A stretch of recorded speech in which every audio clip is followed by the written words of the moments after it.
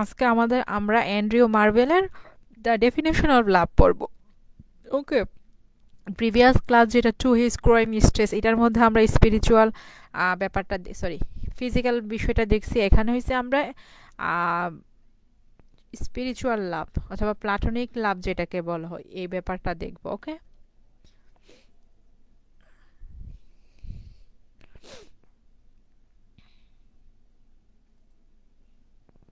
হ্যাঁ, ওয়ালাইকুম আসসালাম। সবাই কেমন আছো?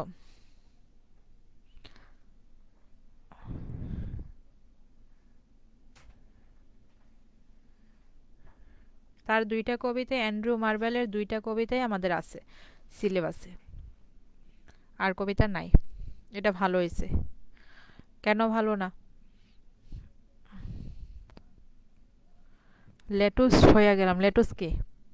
লেট? লেট বলতে গিয়ে লেটুস লিখে ফেলছে ও। আচ্ছা ঠিক আছে, সব কিছু যদি ওকে থাকে আমরা ক্লাসটা শুরু করে দিই, যেহেতু আমাদের কবিতা পড়বো প্লাস প্রশ্নও পড়বো। আচ্ছা, এখানের অ্যান্ড্রু মার্ভেলের একটা প্রশ্ন তোমাদের স্কিপ আছে হ্যান্ড নোটে, এটা আমি পরবর্তীতে পড়ানোর সময় দিয়ে দিব।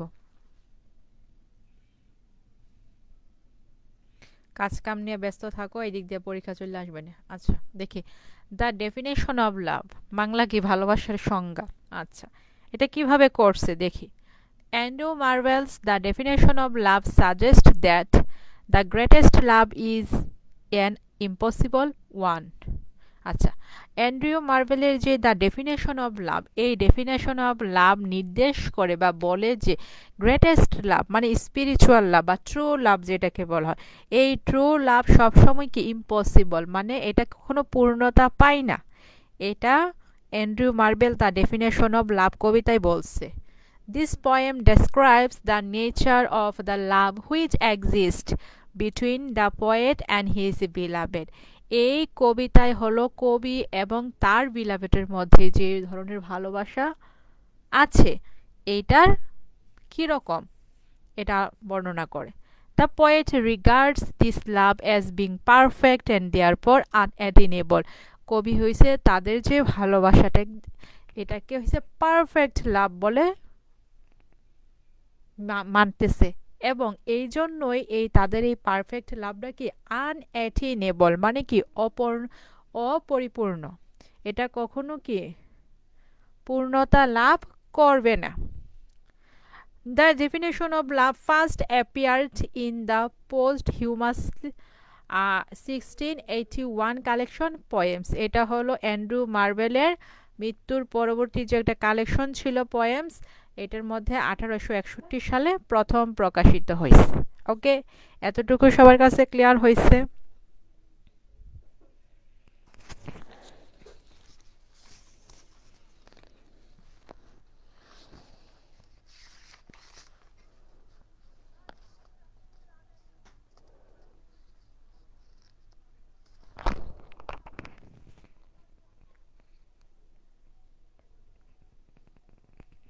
এই কবিতাটায় হয়েছে 8টা স্ট্রেঞ্জা আছে, প্রতিটার মধ্যে 4টা করে লাইন আছে।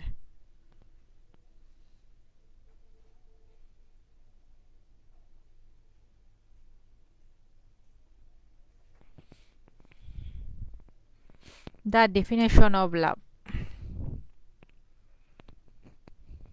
By Andrew Marvell. ওকে, প্রথম স্ট্রেঞ্জা পড়তেছি। My love is of a birth as rare, মানে আমার ভালোবাসাটার জন্ম হয়েছে একটা দুর্লভ, মানে এখানে তার তার এবং তার বিলাভেটের যে ভালোবাসাটা, এই ভালোবাসাটা কি সাধারণ ভালোবাসা না, এটা একটা দুর্লভ ভালোবাসা যেটা সচরাচর আমরা দেখতে পাই না। As this for object strange and high, যে ভালোবাসার উদ্দেশ্য হলো খুবই অদ্ভুত এবং হাই, মানে কি শ্রেষ্ঠতা অর্জনের উদ্দেশ্য তাদের ভালোবাসাটার। ইট ওয়াজ বিগুটেন বাই ডেজেপেয়ার আপন ইম্পসিবিলিটি, এই ভালোবাসাটার জন্ম কিভাবে হয়েছে? ডেজেপেয়ার মানে হতাশার ধারা, আপন ইম্পসিবিলিটি এবং অসম্ভব,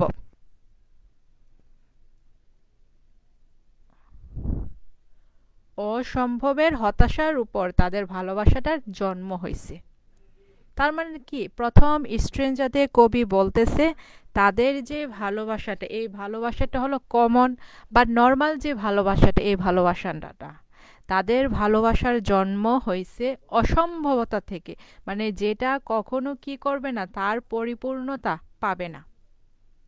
যেহেতু পরিপূর্ণতা পাবে না, তো কবি কি কিছুটা হতাশ, কিন্তু এই এই হতাশার মধ্যেও সে কিছুটা শান্তি খুঁজে পাবে। যখন আমরা কবিতাটা ফুল পড়বো তখন দেখতে পারবো। আচ্ছা, প্রথম স্ট্রেঞ্জার সবার কাছে ক্লিয়ার হয়েছে? প্রথম স্ট্রেঞ্জার সবার কাছে ক্লিয়ার হয়েছে কিনা বলো? যে কবি তার ভালোবাসাটা কিরকম এটা বলছে। রেয়ার বলতে হলো এখানে স্পিরিচুয়াল বোঝাচ্ছে, স্পিরিচুয়াল বোঝাচ্ছে সে।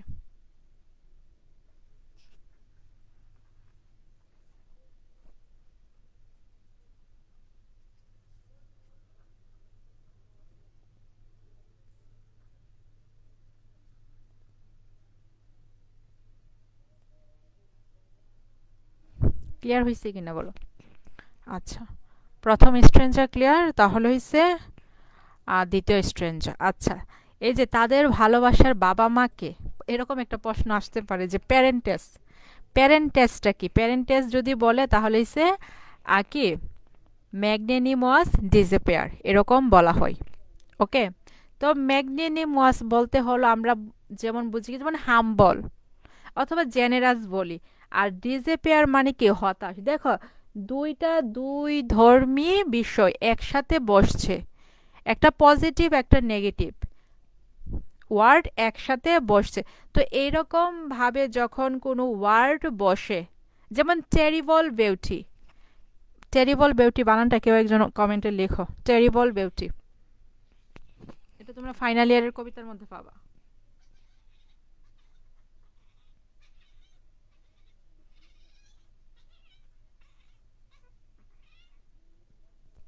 আমি লিখছি terrible beauty.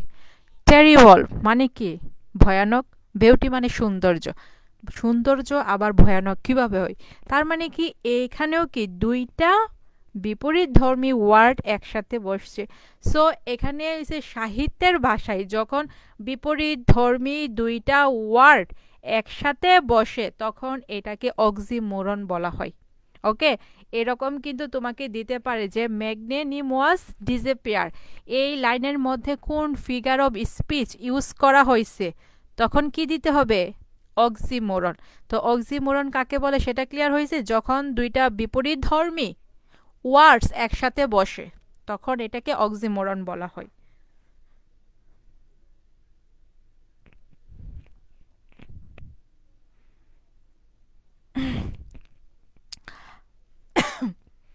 Magnanimous disappear alone could show me so divine a thing.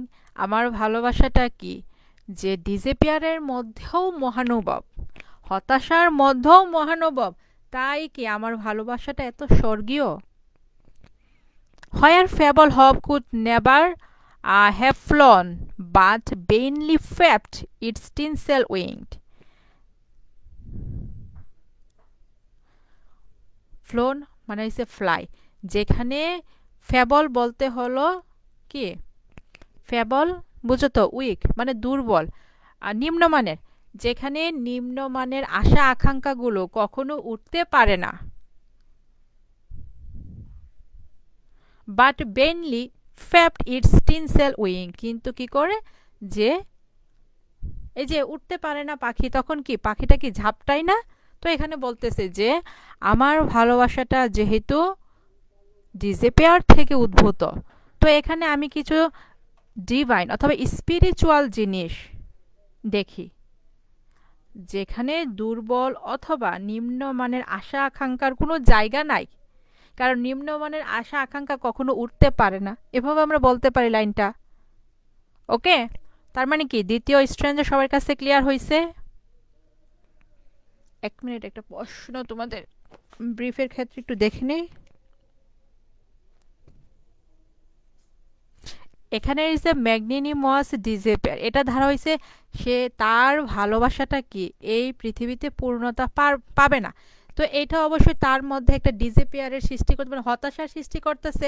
At the same time যে তার ভালোবাসাটা যেহেতু এখানে পূর্ণতা লাভ করতে পারবে না, মানে আফটার ওয়ার্ল্ড এটা পূর্ণতা লাভ করতে পারে, বা তাদের ভালোবাসাটা স্পিরিচুয়াল, এটা এই জন্য হয়েছে তাদের ভালোটা কি ম্যাগনেনিমাস, মানে মহানুভব, উচ্চ মানের ভালোবাসা। তো এই পারপাসেই মেনলি দুইটা বিপরীত ধর্মী ওয়ার্ডকে এই স্ট্রেঞ্জাতে অ্যান্ড্রু মার্ভেল কি করছে, ব্যবহার করছে।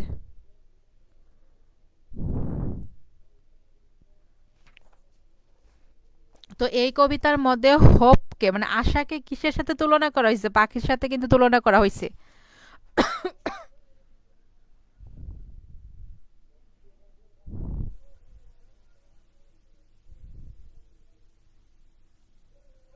and yet I quickly might arrive, এবং আমি কি করতে পারি যে আমি আচ্ছা দুইটা লাইন একসাথে বলে নেই। and yet I quickly might arrive where my extended soul is fixed, তো আমার যে হৃদয়টা, এই হৃদয়টা যেখানে নির্ধারিত, আমি চাইলে কি করতে পারি, দ্রুততার সহিত সেখানে পৌঁছে যেতে পারি। But fate does iron wedges drive, কিন্তু ভাগ্য বা নিয়তি তার যে শক্ত হাত আছে এটা ধারা আমাকে সরিয়ে দেয়। and always counts itself betwixt,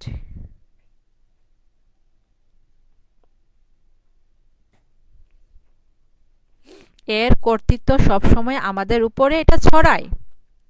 তার মানে এই স্ট্রেঞ্জা, মানে 3 নম্বর স্ট্রেঞ্জাতে কবি বলতে চাচ্ছে সে কি হয়েছে, তার ভালোবাসাটা সে চাইলে পরিপূর্ণ করতে পারত, কিন্তু নিয়তি বা ভাগ্য তাদেরকে এভাবে আঁকড়ে ধরছে বা তাদের উপর এভাবে ধাবা দিয়েছে যে সে আলটিমেটলি কি করতে পারে না, পরিপূর্ণতা লাভ করতে পারে না।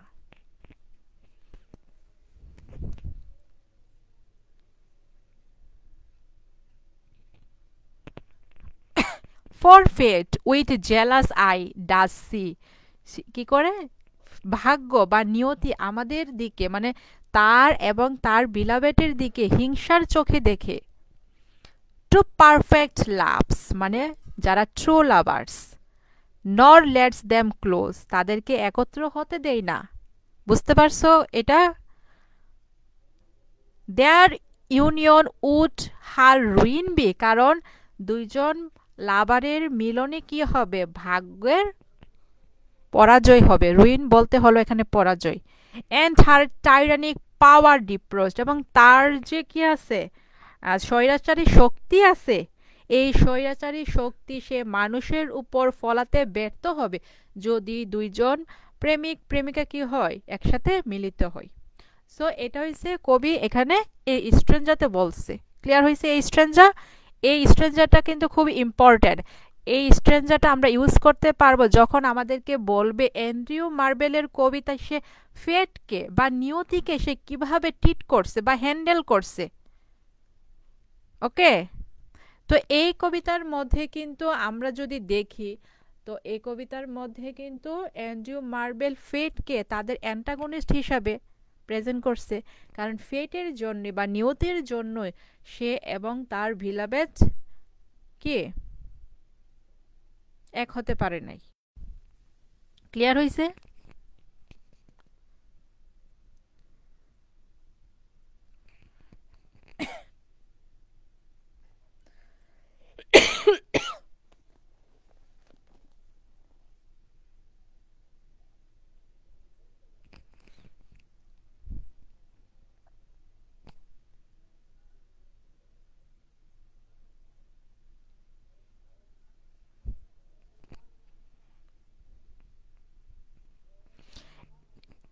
and therefore her decrease of steel, এবং কি হার বলতে কিন্তু এখানে ফেটকে বোঝানো হচ্ছে, মানে ভাগ্যকে বোঝানো হচ্ছে।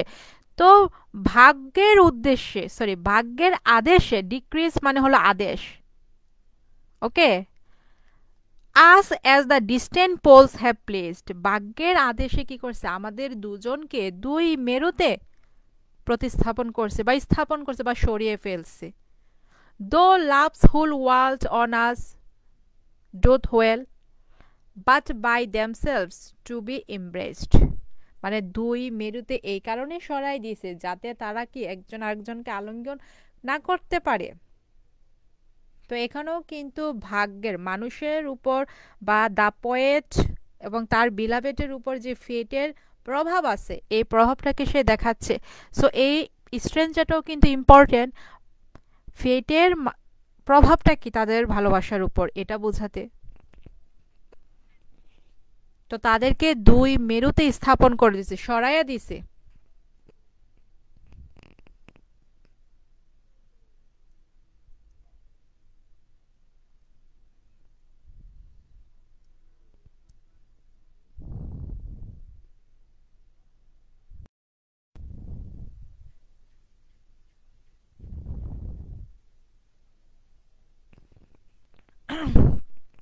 তো এখানে তাদের ভালোবাসাটা কিভাবে পরিপূর্ণতা পেতে পারে এটা সে বলতেছে এই স্ট্রেঞ্জারতে। দেখি কি বলছে।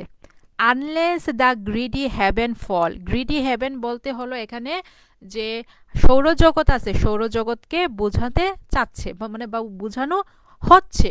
আনলেস দ্য গ্রিডি হ্যাভেন ফল, যদি না এই যে ঘূর্ণায়মান মুভিং সৌরজগতের কি গ্রহ নক্ষত্রগুলো কি হচ্ছে, সৌরজগতের গ্রহ নক্ষত্রগুলো কিন্তু মুভ করতেছে, ঘুরতেছে, সূর্যকে কেন্দ্র করে অন্যান্য গ্রহ নক্ষত্রগুলো ঘুরতেছে। যদি এই নক্ষত্রগুলো এই গ্রহ নক্ষত্রগুলোর ফল হয় মানে কি তারা পড়ে যায়। And earth some new convulsion chair, convulsion chair মানে হলো ভূমিকম্প, এই যে আর্থকুইক যেটা, যদি আর্থের পৃথিবীতে ভূমিকম্প আসে and us to joint the world should all be cramped into a plane sphere, আমাদের মিলনটা সম্ভব যদি ওয়ার্ল্ড কি করে পুরো পৃথিবীটা সমতল ভূমিতে পরিপূর্ণ হয় এবং উপরের যে সৌরজগতের যে নক্ষত্রগুলো এগুলো তাদের কক্ষপথ থেকে বিচ্ছিন্ন হয়ে যায় এবং কি হয় যে ভূমিকম্প হয়, তাহলে কি তারা হয়তোবা তাদের মিল হতে পারে। ওকে, আচ্ছা এখন হয়েছে তারা এখানে আমাদেরকে অ্যাজ লাইন্স তাদের যে দুইটা ভালোবাসায় আছে এখানে তারা উদাহরণ টানবে যে বক্ররেখা এবং সমান্তরাল রেখা, এই দুইটা রেখার মাধ্যমে সে আমাদেরকে এখানে বলবে ওকে যে তাদের ভালোবাসাটা কিভাবে আনএটিনেবল, কিভাবে মানে উদ্দেশ্য কিভাবে পূর্ণতা পাবে না। এজ লাইন্স, এই যে দেখো এখানে কি লাইনের উদাহরণ দেওয়া হচ্ছে। As line so loves oblique may well, যে আমাদের ভালোবাসাটা হচ্ছে বক্ররেখার মতো না। themselves in every angle great,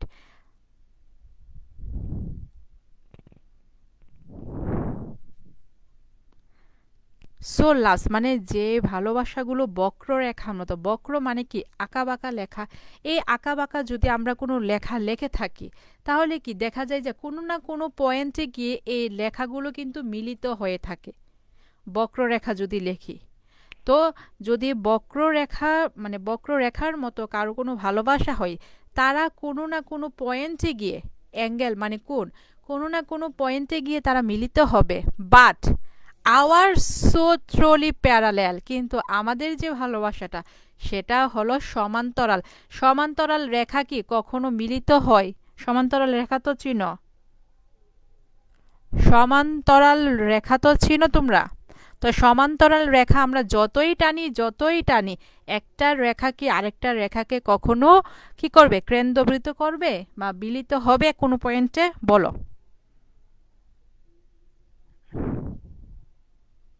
সমান্তরাল রেখা কি কখনো মিলিত হবে কিনা এটা বলো শুধু।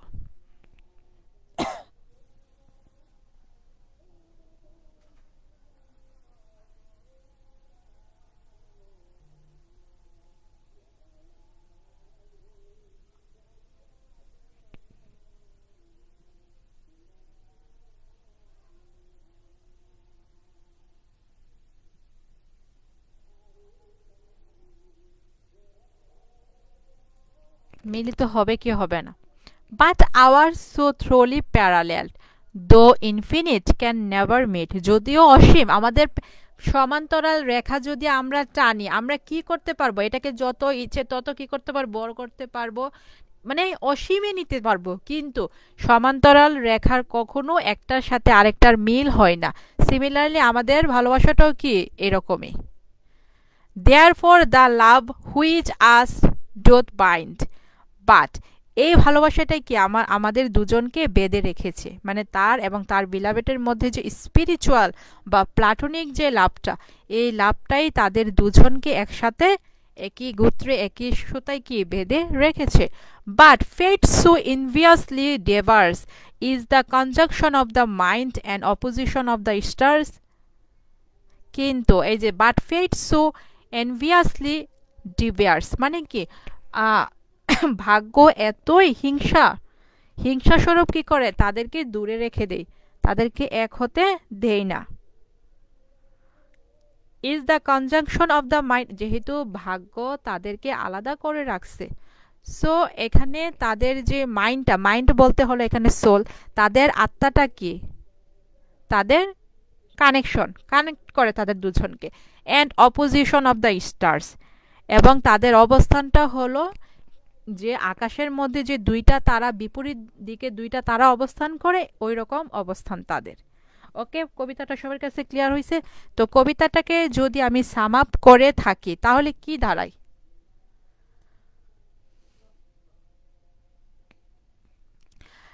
কবিতাকে যদি আমি সাম আপ করি তাহলে কি দাঁড়াচ্ছে, যে এখানে অ্যান্ড্রিউ মার্বেন মেনলি মানুষের উপর ভাগ্যের যে প্রভাব আছে এই প্রভাবটাকে সে ফুটিয়ে তুলছে। তো এই ভাগ্য কি করে, যে ট্রু লাভার্স যারা তাদেরকে কখনো এক হতে দেয় না, কারণ তারা যদি এক হয়ে যায় তাহলে ভাগ্য মনে করে যে ভাগ্যের পরাজয় হয়েছে, সো ভাগ্য তো কখনো চাইবে না যে তার পরাজয় হোক। তো এ সবসময় কি করবে, দুজন লাভারের প্রতি হিংসাত্মক মনোভাব সে সবসময় প্রকাশ করবে। ওকে, তো এভাবে সে কখনো দুইজন লাভারকে এক হতে দিবে না, এবং তাদের ভালোবাসাটা যে প্লাটোনিক বা স্পিরিচুয়াল এই কথাটাকে হাইলাইট করার জন্য বা বোঝানোর জন্য সে এখানে বক্ররেখা এবং সমান্তরাল রেখার উদাহরণ আনছে। যে সে বলছে যে বক্ররেখাগুলো আমরা যতই টানি না কেন কোনো না কোনো পয়েন্টে এটা মিলিত হয়ে যায়, কিন্তু প্যারালেল বা সমান্তরাল যে রেখাগুলো এটাকে আমরা যতই অসীম করি, যতই লম্বা করি না কেন, এটা কখনো একটা সমান্তরাল রেখা অন্য একটা সমান্তরাল রেখার সাথে কখনো মিল হয় না, যেমনটা আমাদের ভালোবাসা। সো এভাবে হইছে সে তার স্পিরিচুয়াল বা প্লাটোনিক যে লাভটা এই লাভটাকে সে এই কবিতার মধ্যে হাইলাইট করছে। ওকে, খুবই একটা ভালো একটা কবিতা, যে খুবই সুন্দর এবং মিনিংফুল একটা কবিতা, যে প্রিভিয়াস টু হিজ ক্রয় মিস্টেস থেকে এই the definition of love is far better, I think যে এটা অনেক ভালো একটা কবিতা। ওকে, সো কবিতাটা সবার কাছে ক্লিয়ার হয়েছে? কবিতাটা সবার কাছে ক্লিয়ার হয়েছে কিনা, যে এখানে তোমাকে যে যে প্রশ্ন করা হইব প্রশ্নগুলো কি ধরতে পারবা? তো যদি ডিপলি প্রশ্ন করে, ডিপলি প্রশ্ন করলে কি পারা যাবে কিনা বলো? কারণ কবিতার মধ্যে অনেক সময় দেখা যায় কবিতার ভিতরের একটা লাইন নিয়ে বলে, মানে প্রেস টাইপের শব্দগুচ্ছ টাইপের কিছু লাইন নিয়ে বলে যে এই লাইনের মধ্যে কোন ফিগার অফ স্পিচ আছে বা এই লাইন দ্বারা কি বোঝানো হয়েছে, এরকম প্রশ্ন মাঝে মাঝে করে।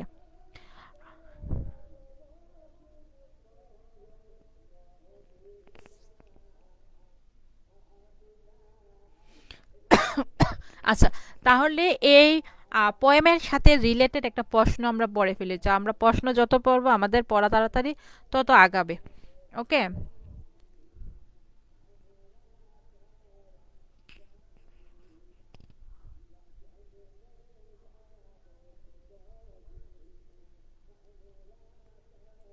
আচ্ছা এখানে একটা উল্লেখযোগ্য একটা, হ্যাঁ 12ই তো দেওয়া, কিন্তু ছোট মনে হচ্ছে কেন?